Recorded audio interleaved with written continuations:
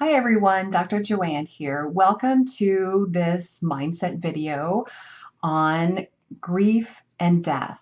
So this is a big topic, but first I want to let you know, again, I'm a mind-body doctor and a mindset coach. And if you are at all curious about the different programs, courses, and coaching that I offer, head over to my website, drjoannetully.com. And within this YouTube channel, if you are enjoying these videos, make sure you subscribe so that you are notified when a new one is released. And if these are really helping you, like these videos. Give me your comments, your questions, share them out to others that might benefit from these as well. But this is a big topic. Grief and death are really huge, triggering topics. So with anything with mindset, what we talk about is when you are triggered, meaning you are upset, you become upset because of something you hear, something I say, you have that emotional charge. I want you to be looking for that because when we have that trigger, if we can become aware of it, if we can just kind of stop, write it down, hey, I was triggered by this, that's where you start to explore your lessons and that's where you can heal from these things. So your triggers are your lessons. They're what's ready to be healed in you. And again, grief and death are very triggering topics. So what I want to do for you today, just to let you know that this is a topic that came up within my group coaching, my female clients that we're working with. They wanted me to dive into this topic a little bit more. And also I had an email subscriber ask some questions about it as well. So here's how I'm going to lay this out. This is not a webinar. This is not a master class on grief and death. So I'm going to try to do this video in as little time as possible to just kind of give you the bigger perspectives and give you some other things to think about. And if you have questions, you can certainly ask me about them in the comments or email me. But here's what we're going to do. First off, I want to just tell you about my story about death and grief. And knowing that we all have our own stories, we all have our own experiences, our own lessons that we're here to live. So I want you to really be thinking about, we all suffer, but it's not a contest. Some people might have been through more than other people, and that is fine. It's not a contest. It's really about, are you learning and owning your own lessons and moving through them so that you can feel better and experience more peace and joy in your life. So I'm going to tell you about my story, and then I'm going to tell you about the different perspectives on death that A Course in Miracles has versus our ego. Very, very different. And A Course in Miracles is about training your mind to shift from the fear-based thought system to the love-based thought system. So it's mind training so that you can control your thoughts, your beliefs, your stories in a better, more powerful way, because it's all about energy and quantum physics. What we attract to ourselves is based on the energy or the frequency of our emotional set point.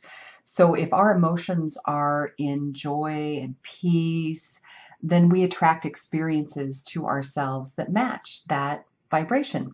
Likewise, if we're stuck in frustration or irritation or grief or despair, we then attract more experiences to ourselves that match up with those things, grief and despair and irritation and frustration. So it really becomes very powerful to learn how to process your emotions. There's nothing bad about emotions. They give us a lot of information. And when you learn tools to process emotions, you then can get to the beliefs and the stories and the thoughts that led to the emotions, and you can clean those up. So that in a nutshell is mindset work. So let's start off with my story of death and grief. So 22 years ago, I gave birth to my third baby, a baby girl who died at birth.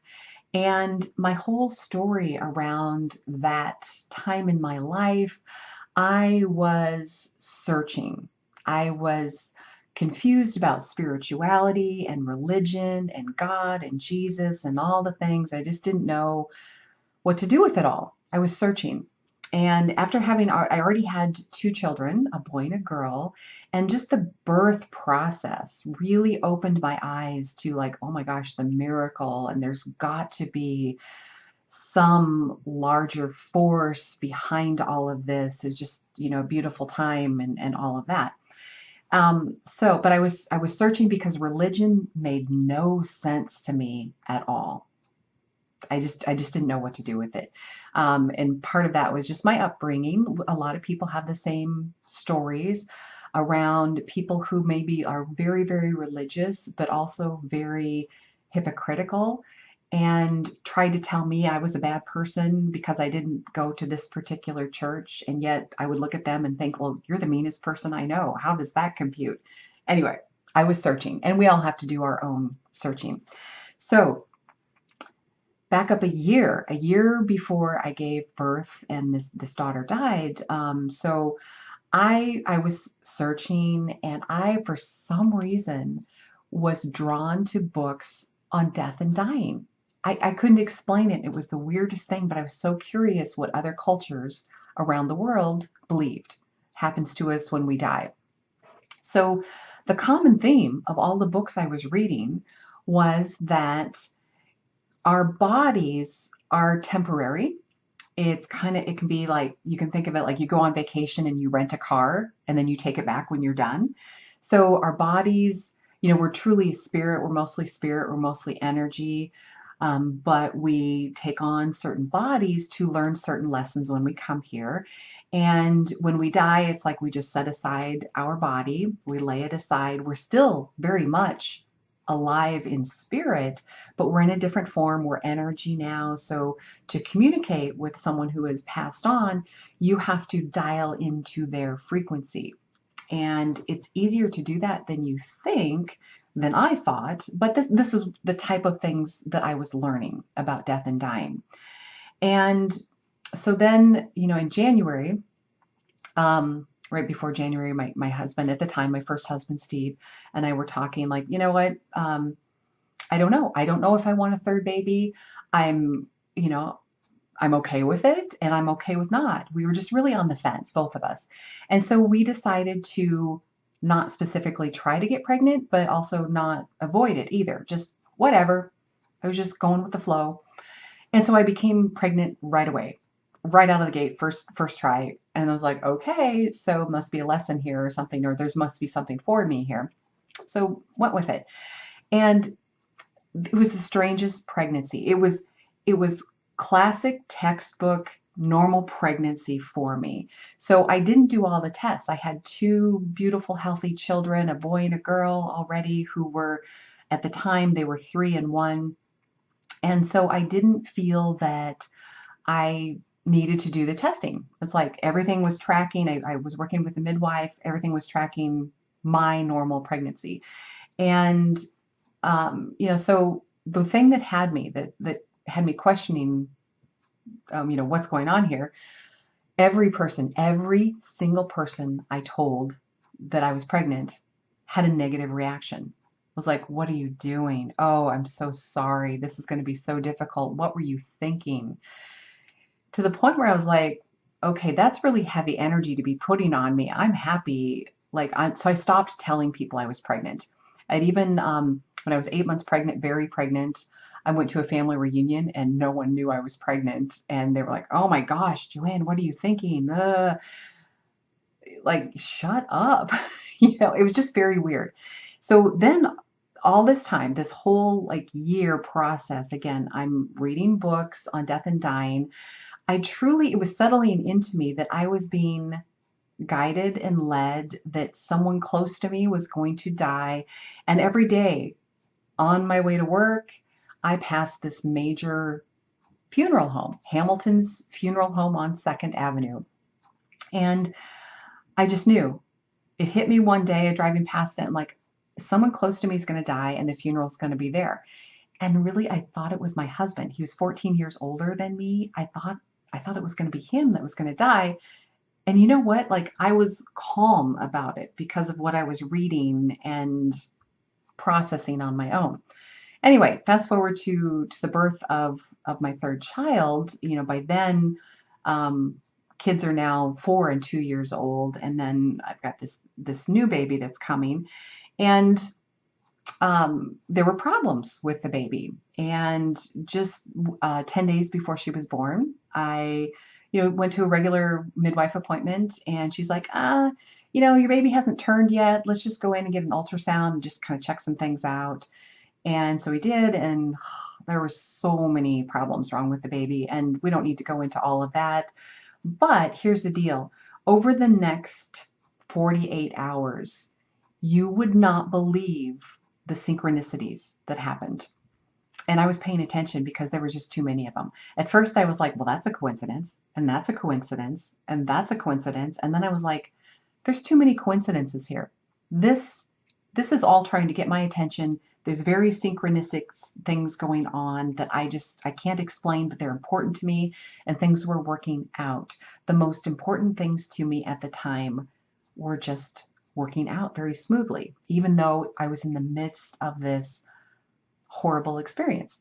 So I gave birth to my daughter, Mariah, and she was born alive and died within a few minutes in my first husband's arms. And then, I went through a C-section and everything. So as I was, in the hospital, it's time. It was time for us to do something with Mariah. So I asked my husband, just contact a funeral home. I don't care. You make the decision. I'm just not in the place to make that decision right now.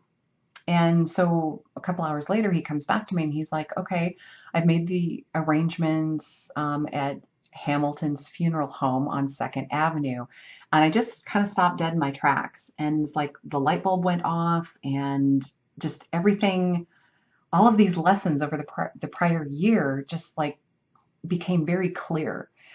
And again, I'm getting goosebumps just telling you this, the clarity that I had of like, oh my God, I'm being prepared for this. I was being prepared for this.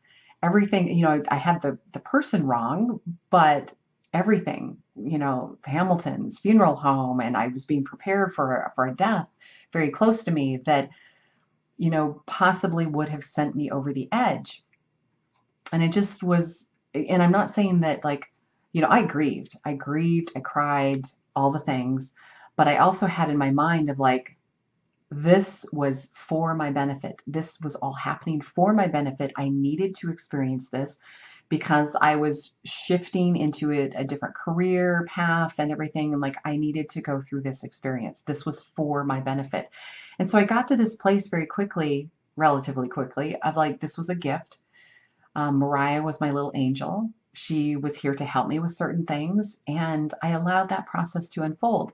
I never let myself get into this, like the what if. Well, she would have been, 2 months old, 6 months old, a year, 5 years old, da da da da. I never let myself go there because I knew I had to have this experience, and what a blessing it was that she was helping me with this. And there were so many things, so many uncanny things that she helped me with. Um, it was it was a blessing. And I want, I grieved and all that stuff, but that was my big lesson. That was my big spiritual awakening, where I knew beyond a shadow of a doubt there were people on the other side. There were souls and spirits on the other side that I could communicate with, and this was setting me off on a new journey. So that's my story. So hopefully you got some tidbits in there of things that might help you. So now let's go back and talk about what A Course in Miracles has to teach about death. So A Course in Miracles would say, just like the books that I was reading, it was just really strange. A Course in Miracles teaches that we are truly spirit. We are energy, and our spirit lives on eternally. Our spirit never dies, but it does transition. Whatever lessons our spirit wants, or experiences that our spirit wants, we get to plan those out. So we get to have these, we come to this earth, which is all about the ego and about separation. So we're in a separate body. We think we're separate. We think we separated from God, but we really didn't. So it's all about having experiences and learning lessons, but it's a transition. Birth and death are just transitions. We're still energy, we're still spirit mostly, but we slow our energy down to come into a body and have these lessons to learn. But we choose all these lessons. We choose the people we're around and our major lessons. And some of our lessons need to be big wake up calls, big shocking things like death and other accidents and different things to really get our attention. So A Course in Miracles teaches that it's all about lessons. And if you can really tap in and remember to connect to your spirit, you can shift from the ego-based, fear-based thought system to the love-based thought system of your spirit, learn your lessons and move on with a more peaceful, joyful life. So that's what A Course in Miracles teaches about death. So your ego, though, when we grow up, we've got this ego that's in the fear-based thought system that has us believing that we're very separate, that we're alone, and we feel like we've been abandoned. Um, we we believe that death is final. That's it. You're done. You're gone. You're never going to be heard from again. And that's very that causes a lot of anxiety and stress, and we become distraught when we think that something is just gone and we'll never get to communicate with it again or experience it again. So it feels like complete and utter loss when you view death from the ego's perspective of it's just done, gone, that's it, kaput, whatever. So that complete and utter loss then sends us into grief. So grief can encompass a lot of different things. So let's talk about that. And so we can have grief around any loss, whether it's a job, an important relationship, what if we lose our house or our car for some reason, or something that's material that's important to us, and a loved one. If a loved one dies, we go into the grief process. And there's different stages of grief. We all know that there's different stages. We could feel like, we're avoiding it, that, the shock of it, we're distracting ourselves, and we go into anger, and then we can go into depression and anxiety, lots of different things. And we all get to experience our grief in our own way, in our own time frame. And so everybody gets to be where they are. But if you are looking for answers, if you're looking for a way to get unstuck, I know it helped me. These teachings from A Course in Miracles helped me greatly. Maybe they will help you too. So you want to be able to see if you can just look at, if you're stuck in grief right now or any of the stages, you want to ask yourself, one, like, how is this for my benefit? Are there some big lessons here that I'm needing to look at? I need to take a look at. I need to get quiet. I need to slow down and take a look at, how is this for my benefit? How is this helping me? And how can I move past, maybe I have a belief that bad things happen to me. How can I move past that? So it's basically about processing your emotions, processing your lessons, and moving on. And again, we all get our own time frame to do that, and we get to do that in our own way.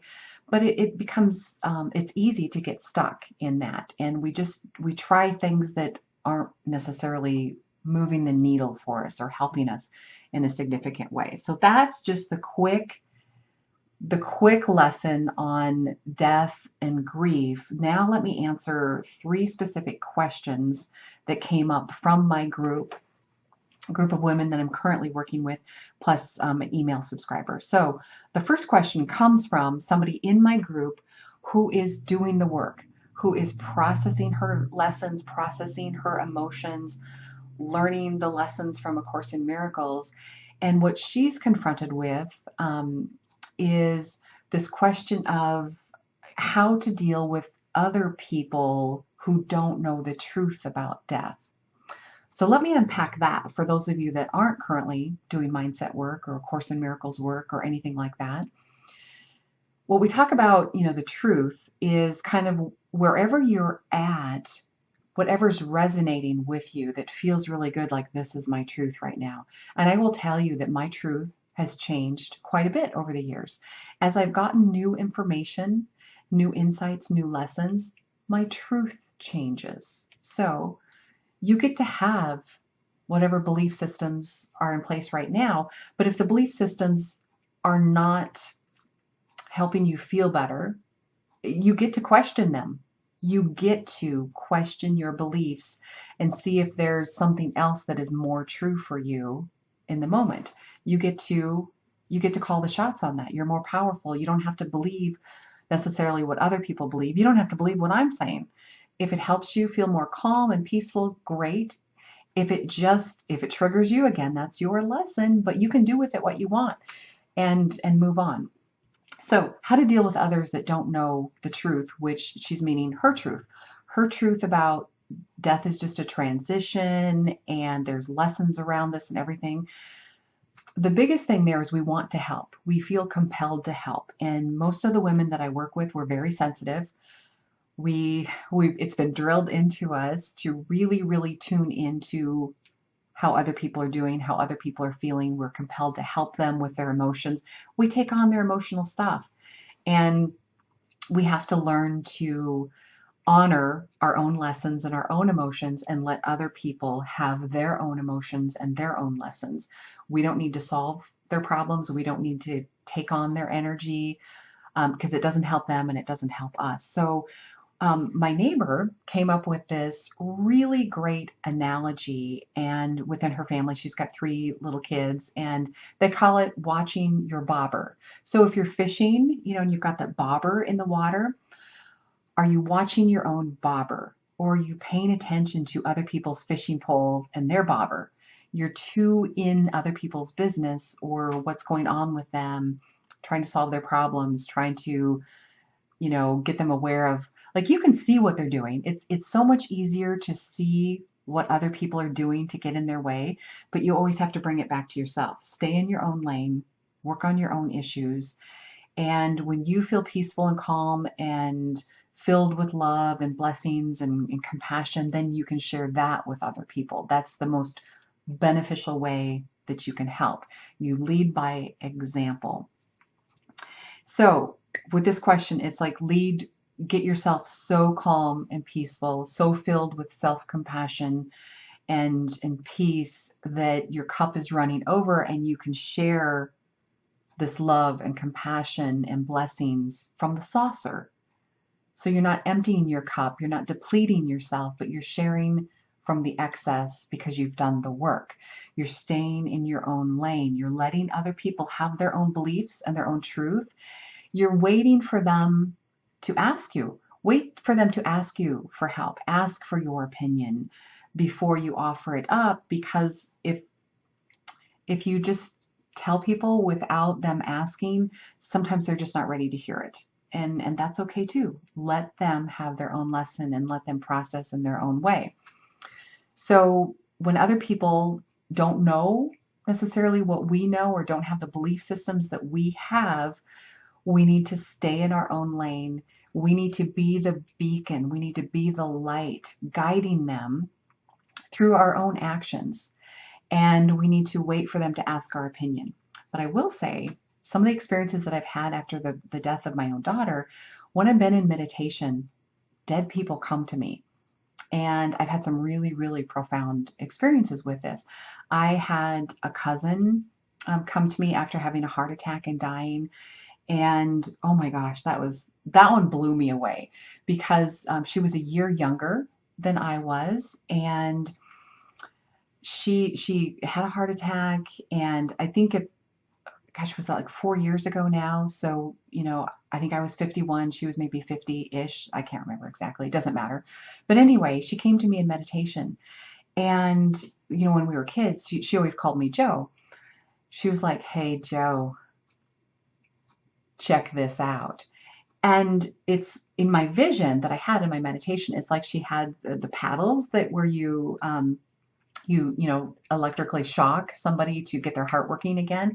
She touched me with these paddles, And I felt this instant bliss, a bliss and love that I can't even explain it. It's unexplainable. And yet I knew it was just the tip of the iceberg of what she was experiencing. And she's like, doesn't that feel amazing? And I was like, oh my God, yeah. I was flying high for like 2 weeks after she did that. And it was amazing. And so I also kind of got the information too, or, a little intuitive hit of like, tell my husband that I'm okay. Tell him that we communicated. So I did. I sent a Facebook message that I don't think he ever got because we weren't Facebook friends. But that's okay. I let it go. I did my job.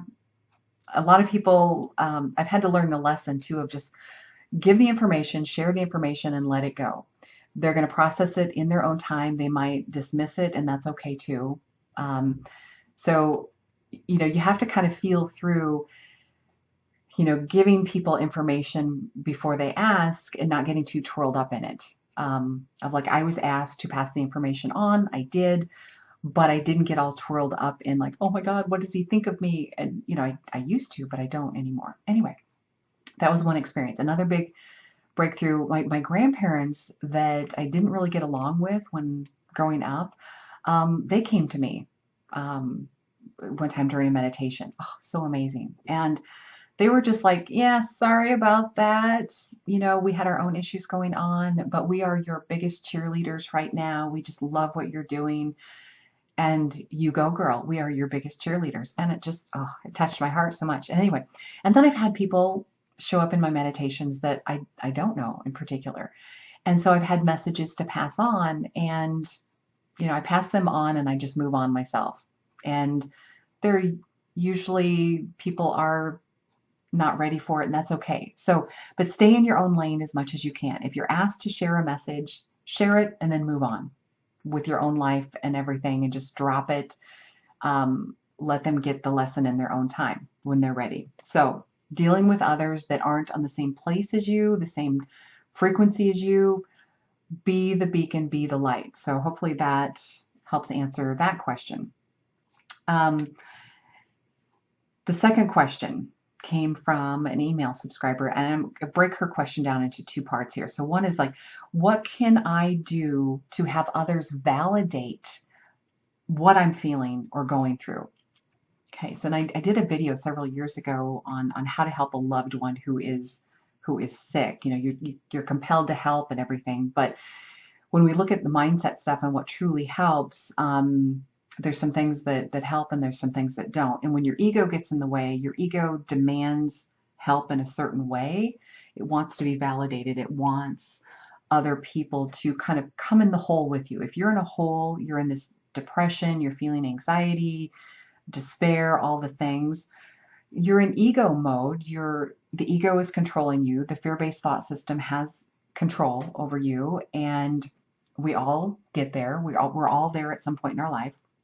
But the ego has you believing that other people are here to help you, but they need to come in the hole with you and sit with you in your grief, in your despair, in your depression, in your anxiety. They need to sit with you there. They need to feel your pain. They need to acknowledge your pain. They need to know your pain, and then that will help you. But really, what I've learned along the way, I used to believe that too, and what I've learned along the way is that the person that wants to be validated and that is sitting in the hole, nothing changes for them. They're still stuck in those feelings. They're still suffering. They're still feeling that despair and the anxiety and the depression and all the things. It didn't really help them. But the person that came in the hole with them, it hurt them. They took on your energy. It's like you shared the energy with them. They took it on and it hurt them. So now you got two people in the hole, and that doesn't help move the needle. It just so I want, if this is triggering for you, I want you to take a deep breath, maybe pause the video and write down some of these things that are triggering you. But what helps more, what I found and experienced along the way, is what helped me the most is when somebody gave me a helping hand out of the hole. Like helped me challenge my beliefs, challenge my stories, challenge, in a gentle way what I was going through. Or I would just see somebody, I'm like, oh my gosh, I love your energy and I'm drawn to it. What are you doing? What's your secret? Something to help you out of the hole. So you're not dragging someone else in with you, but you're little by little, you're taking a step up the ladder and feeling a little bit better, a little bit better, a little bit better. So stop. If you want to be validated, validate yourself. Validate yourself. Like, I'm going through this. Here's where I am. I am where I am. I'm feeling this. I'm feeling icky. But then kind of like, who do I know that's been through this that is doing well, that got out of this? What are they doing? What did they do to help themselves? What processes, or who do I know that I feel lighter around? Or one of my favorite things, can I listen to music? Can I dance? Can I move my body? Can I be out in nature? And connecting with someone who has gone before us, who has transitioned into death, it's really about tuning into your memories of your favorite times with them, connecting in with them about things that you loved that they did or said, the funny things, or when you had, your favorite memories. That helps you fine tune and dial into their current frequency, because they can't come down to you. You have to go up to them. You have to change your frequency, go up to them, and then you can communicate with them in a different way. So they're still around. They want you to know they're okay. They want to communicate with you, but they can't come down in frequency. You have to go up. So, learning your lessons. So the easiest way that I can tell you to do that is to dial into your favorite memories, when you were having fun, when you were laughing, when your favorite vacations or whatever. That will help you dial into them, and that'll help ease the burden. You'll feel lighter about it. You'll have a new way to communicate with them. So validate yourself, and then see how you can shift yourself out of that. And then the second part of that question is, how can I process my emotions? And that's a really great question. And that's what it's all about. That's what mindset work really is all about, is processing your emotions and your lessons in a way that helps you feel more empowered, and where you get like this emotional clarity, this emotional intelligence. You're going to go through all the emotions, but if you start to see them as for your benefit and that they have information for you, if it's an emotion that you like, that feels good, great, carry on with what you're doing. But if it's an emotion that has your attention, of like, this doesn't feel good, I'm just in a funk, I'm feeling icky and I don't like it, that's your clue that there's something to work on and process. And the way I teach it too is to pay attention to your triggers. And then we dial down what's underneath the triggers. What emotions? Let's name them. Let's just put them on paper. What do we got here? It's becoming aware of yourself and knowing yourself. What are your common tendencies? What are your predictable patterns? Who triggers you? What triggers you? And then we have to look for the underlying belief or story underneath the emotion.